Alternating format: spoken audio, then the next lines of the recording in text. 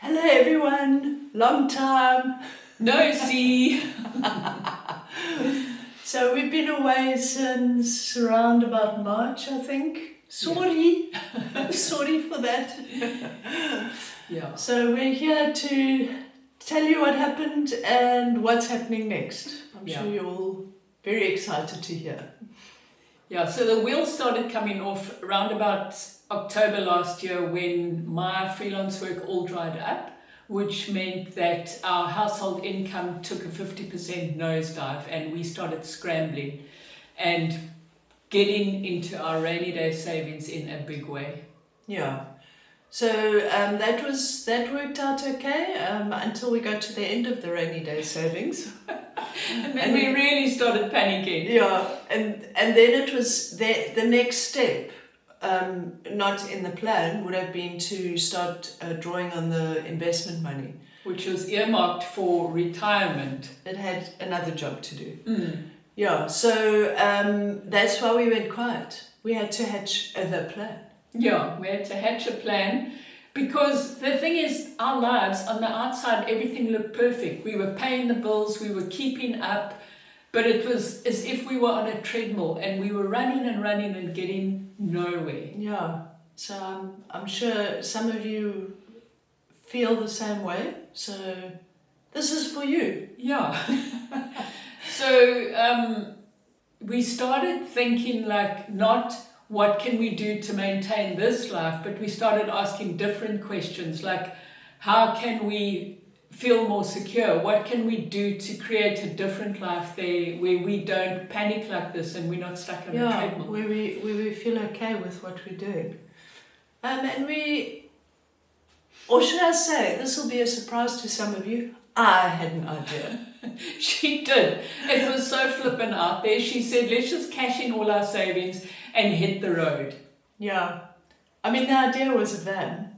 Yeah, she wanted to head off into the sunset with me and Mr. Handsome in a van, and she was only half joking, and I was like almost on board with her, but it wasn't quite viable, unfortunately. Yeah, for many reasons, but the most important one would have been Mr. Handsome. He would not have been happy in that situation. No. We had a few long, hard chats about that, and it's not something we could do to him. It wouldn't have worked. So No, where are we now? Sporty, thankfully, has got a fancy high-paying job, which is keeping us and Mr. Handsome in the style that he's accustomed to. Yeah. But now we have kind of a three-pronged plan. Hey? Yeah. So the plan. So the idea is to use the investment money properly and not just let it lie there. And then when we turn 90, we realize we don't have enough money to live any life, never mind a good life. So we decided, yes, that we need to buy a piece of land. Yeah, and build a little house on it. Because honestly, doing nothing right now, which is what we have been doing, is the riskiest option. Absolutely. So yes, this is crazy wild. We are throwing all our chips in on this one thing. Like all our savings are going into this. So we decided we were going to buy a car, a piece of land, and build a tiny house out in the country somewhere. And grow our own vegetables eventually. Yeah, feed ourselves. We can at least be kind of sustainable, and we want you to come along for the ride because I think there are people out there in a similar situation to us. Yeah. Gen X women who, are feeling like maybe they're behind. Or anyone. Anyone could probably get into this lifestyle. So, yeah. So, next steps are sort out the land. We're going to go... We already have a car. Yes, we already have a car. But so much has happened. I'm so glad you came for tea today. Her name is Brenny and you'll meet her soon. But I mean, I know it sounds counterintuitive to many of you because we're trying to simplify our lives. But the land we're looking at is outside of the city and you need a car. Yeah, you just can't get there. Yeah. So we bought a little runabout and Named her after Brene, what's her name? Brene. No, Brene. What's her name? The inspirational speaker. Don't you guys know? It's Brene Brown. Isn't it a... Anyway, Doesn't we matter. digress. We waffling. Once again. Yeah, so the plan is to go and view the land next weekend, so we'll take you along. And then we started looking at tiny houses. Either it's going to be a container home or it's going to be what they call new tech. I don't know if they have that wherever you live in the world. One of the two, but it's going to be small, like 40 square meters. Yeah, but we'll get into that down the line. Yeah. So that there you go. So that's our plan.